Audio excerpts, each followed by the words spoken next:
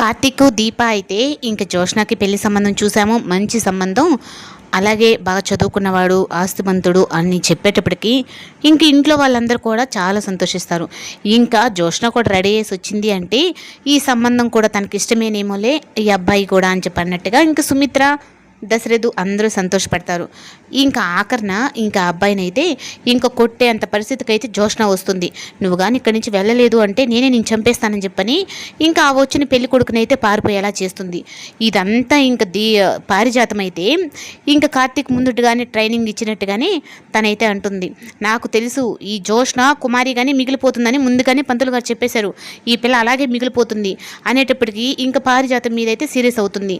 ఇంకా సుమిత్ర కూడా, నువ్వు ఎవరిని పెళ్లి చేసుకోకుండా ఇంకెవరిని చేసుకోవాలనుకుంటున్నావు, అసలు నీ మనసులో ఏముంది అంటే, ఎలాగో మీరు కూడా అడుగుతున్నారు కదా నా మనసులో ఏముందా అని నేను కూడా నిజం బయట పెట్టేస్తానని ఇంక జోష్న కూడా అయితే నేను భావం తప్పక ఇంకెవరిని పెళ్లి చేసుకోను అన్నట్టుగా మొహం మీద చెప్పేస్తుంది. ఇంక దీప అయితే నా మెల్లో తాళి కట్టున్నాడు, అయినా నేను మా భార్య భర్తలమే అని అంటే, అసలుకి నువ్వనే దాన్ని రాకుండా ఉండుంటే మా బావని నేను చేసుకొని ఉండుంటాను కదా అని చెప్పని అంటే ఇంక తాళిని చూపించి దీప మాట్లాడేసరికి ఇంక తన దగ్గరికి అయితే వెళ్ళి అసలు ఆ తాళి అనేది లేకుండా చేసేస్తానని ఇంక దీప మెడలో ఉండే తాళిని అయితే తెంపబోతుంది.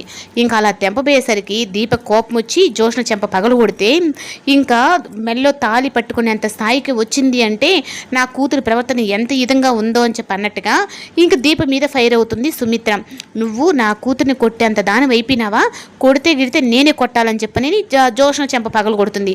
అయినా తాళి పెట్టుకొని తెంపుతాను, నేను కట్టించుకుంటాను అన్న మాటలు ఎక్కడి నుంచి వచ్చాయి, అసలు నువ్వు నా కూతురువేనా అన్నట్టుగా ఇంకా సుమిత్ర మాట్లాడుతూ ఉండేటప్పటికీ దశరథ్ కూడా అయితే అసలు తను మన కూతురు ఎందుకు అవుతుంది, మన కూతురు లక్షణాలు మన లక్షణాలు ఉండేది దీపలు, ఇది మన కూతురు కాదు సుమిత్ర, ఆ నిజం నువ్వు నీ అంతటా నువ్వే తెలుసుకోవాలన్నట్టుగా దశరథ్ అయితే బాధపడతాడు. ఇంక శివనారాయణ కూడా అయితే, ఏంటి జోష్న నువ్వు మెచ్యూర్గా ఆలోచిస్తున్నావు అనుకున్నాను కానీ ఇంత ఫూలిష్గా మాట్లాడతావని అనుకోలేదు, దీపమెడలో ఉన్న తాళిని తెంపబోతున్నావు అంటే నీకు ఎంత గర్వం తలకెక్కిందో నాకు అర్థమవుతుంది.